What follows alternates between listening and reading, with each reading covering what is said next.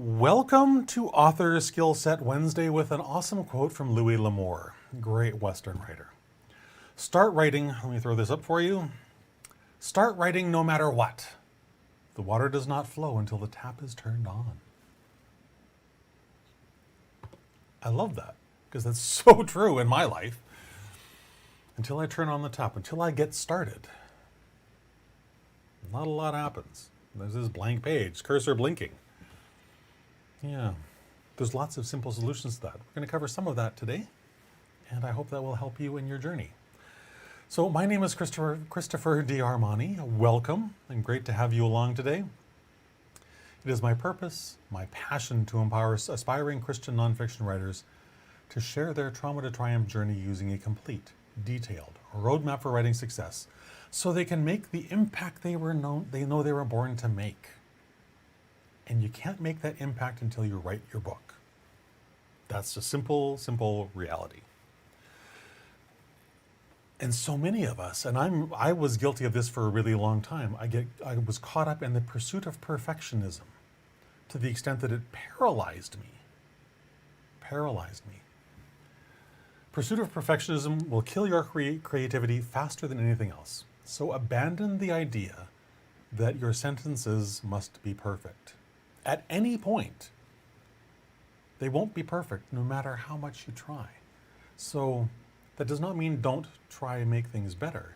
What it means is, and it especially applies to your first draft, the most important thing in your first draft is to get the stuff out of here and onto the page in front of you so you can make it better later. That's the only point of a first draft, to get the stuff out of here, onto there, where you can deal with it. So when you abandon this idea that my sentences, my paragraphs, my chapters, my entire book must be perfect, it frees you up to do the things that you want to do. It frees you up to go, well, I know this isn't right yet, but at least it's a start. That's what you want, a start. You can always make it gooder later, as I say to my friend Jesse. Make it gooder later. Get it out now. Action begets more action. Funny how that works. Yeah. If you don't write the first word, you can't write the 10th word. Alcoholics Anonymous has this wonderful saying. It's not the 10th or the 20th or the 25th drink that gets you drunk. It's the very first one. And to turn that around, you can't write that 10th word, that 10th paragraph, that 10th chapter until you write the very first word of the very first chapter. You have to start. That thing that can be so challenging sometimes. And that's where my trusty little timer comes in. It gets me started. I tell myself a little fib. I say, you only have to write for 2 minutes, and then you can quit and go do whatever else you think is more important. It gets me started. And that's its sole purpose. Its sole purpose. I used to use a timer on my computer that had a sound that it would make when the 2 minutes was up. And every single time that timer ended and that sound went off, it shocked me, it surprised me, because I had forgotten that I even said it, because it served its purpose. The moment I hit the start button, I got started. But 120 seconds later, a lot of words can come out in 120 seconds. And a lot of creative juices can start flowing, and ideas can start coming to me, and inspiration will show up. All these really amazing things. So long as I start. And that's true for you too. Absolutely true for you too. Once your fingers begin to move on your keyboard, do their little dance that makes words magically appear on the screen in front of you, ideas will flow, inspiration will flow, motivation, those things are all sure to follow. They're guaranteed to follow because that's how the creative process works. Inspiration doesn't show up unless you're working. I forget who said that. It's a great point. And another great point is made in the parable of the talents in Matthew 25:14-30. This passage teaches us that God expects us to use and multiply the gifts he gave us. Expects, demands actually. And you're familiar with the story of the first servant. He buried his talent and he just gave back the Lord what he was given. And he was punished for that. What he had was taken away from him and given to someone else who used their time more wisely, used the gifts they were given more wisely. This reinforces Louis L'Amour's point that any action, that action itself, and for us that means writing, must begin before any growth can occur. It must begin before any of these other blessings can be showered upon us. The surest way to make inspiration show up, and this goes back to what I said earlier, the surest way to make inspiration show up is to begin. Even if your sentence begins like one writing session did for me many years ago. I have no idea what to write. I have no idea why these two people are in this scene or why there's a dead body under that bush over there. I have no idea. And literally, that was a rant that came after 10 or 12 hours of refusing to sit down at my computer to write. But the act of getting that crappy little sentence out got me started. And the reason I remember that so vividly is because of what happened after that. The scene that then came out after that was one of the most amazing scenes I've ever written. It ended up opening up that book. I didn't know that when I sat down. I literally was refusing to sit down at all. And yet, once I finally did, this amazing blessing occurred because I did what I was supposed to do. I sat down and I started, as imperfectly as that was. So I encourage you to do the same thing. Even if you don't know what to write, sit down and start, because amazing things will happen. This consistency of showing up every single day and writing, whether we feel like it or not, that is the thing that primes the pump, that tells your subconscious and mine that this is important and I must do this. Why? Because I'm a writer. And writers do this thing. It's called writing. That can sound so crazy to us sometimes, but that's what we do.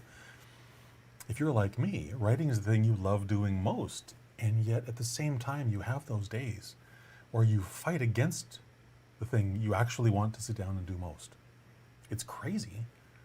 And that's why we play all these mental games with ourselves. I call them mental gymnastics, to get me to sit down and do the thing I actually want to do, the thing I know I love to do, and yet for reasons that make no sense, the thing I'm refusing to do in that moment.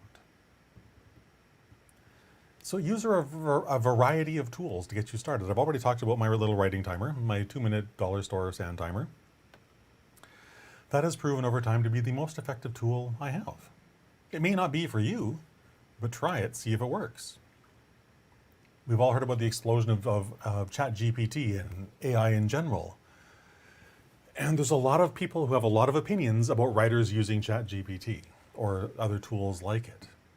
Some say it's sacrilegious. Oh my goodness, it's the end of the world. Writing as we know it is over. I take a different view. I look at ChatGPT as a tool to help me spark my inspiration. For example, these daily videos that I do. I start with a quote, I share some stuff about that quote, about how to apply the principle of the quote into your life. And I do that every single day. And where I start with is I ask ChatGPT, take this quote and tell me what it means and use a biblical reference to make the point. And here's the thing. I never use what it spits out. But inside that content that it spits out at me based on the question that I've asked, there is this glimmer of an idea that resonates deep up here and down here. And off I go. It's a wonderful tool to spark an idea. And that's why I love it so much. I think you're a fool if you take whatever ChatGPT spits out and try and claim it as your own. Because ChatGPT actually can get things wrong. Horribly, horribly wrong. And it's not you. So there's a great level of dishonesty going on if you're using this tool to write your book for you. Use it to assist you. Absolutely. But as a replacement for you, for your thoughts, your experiences, your emotions, your the pathway that you've discovered that works for you in your life that you're trying to share with others. A computer can't do that. A computer can't do that. So don't pretend, don't lie to yourself and say that it can. It can't. But it's just another tool that helps us beat those blank page blues. Couldn't even get that phrase out. Blank page blues. Nothing worse than staring at a blank screen, and that's one of the reasons I love ChatGPT. I have all these collections of beautiful, beautiful quotes, but for me to sit down and figure out, well, what does that mean to me? How do I translate to someone else? That takes a long time. And I can shortcut that process by getting ChatGPT to spit out an idea for me. That's the whole point of it. It jumpstarts my creativity. And as I said earlier, that's why I love it. So whether that's a tool that works for you or not, find the one that does. Maybe it is just this simple 2-minute dollar store timer. Maybe it's some other practice. But find the thing that helps you prime your writing pump and get you started, whatever that might be. And then use it every single day to do what you know you need to do. Write and publish your book. But what if you say to yourself, no, Christopher, I don't have a roadmap. I don't even know what a roadmap is. You know, writing success, oh my goodness. I wrote 74 words yesterday.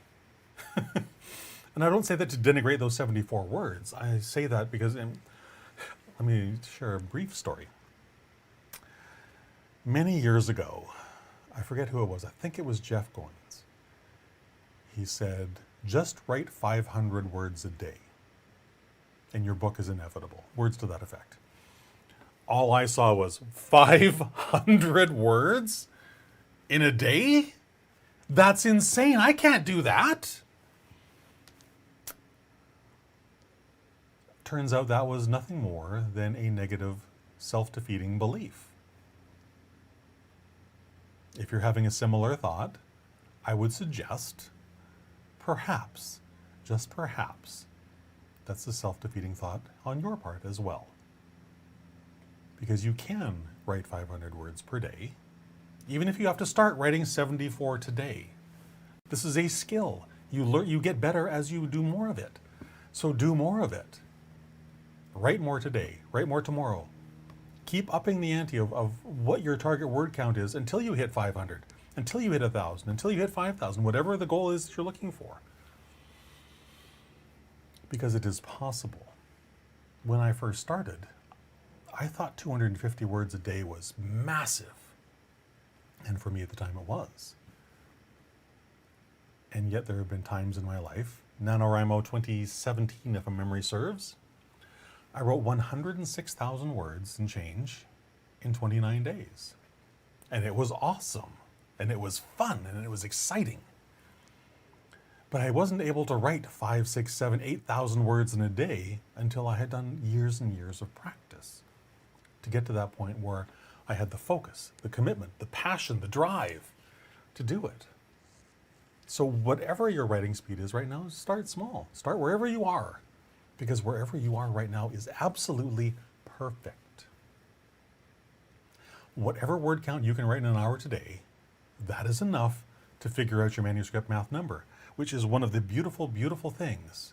Those doors of possibility blasting things that make you understand, oh my goodness, this is actually possible for me. That's why I love manuscript math. That's why I love this event, this live 3-day event, because I get to blow open the doors of possibility for you in such a way as that you understand how fast you could actually write your first draft, how easy it is to get your outline written, which takes away all those problems that we think that we have. I don't know what to write. I don't know what to write next. I don't know, it takes away all those uncertainties because there's a clear outline. You know exactly where you need to go each step of the way. So if that sounds exciting to you, or maybe even if it sounds terrifying to you, either way or somewhere in between, Go to christianwriterunstuck.com and check it out.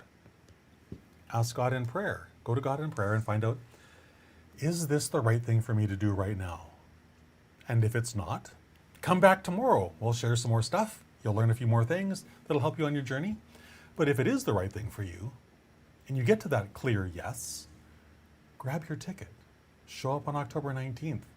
And it will be my pleasure, it will be my honor to blast open those doors of possibilities so that you understand that, yes, you can write your book, even if you can only write 74 words a day today. The number of words doesn't matter. When you put the process in place, when you put the system in place, the outcome is inevitable. All you need to do is work the system. And that's the system I'm going to share with you over those 3 days. It's going to be great. It's going to be fantastic. It's going to be eye-opening and mind-blowing. If you're sitting here today watching me blather on about this and you think, that guy's nuts, I can't do that. Allow me to challenge that false belief. Allow me to destroy that false belief. christianwriterunstuck.com. Go check it out. And whether that's right for you or whether it's not, I look forward to seeing you here again tomorrow at 2 o'clock, or 3 o'clock, sorry. All right? Until then, have a fantastic rest of your day.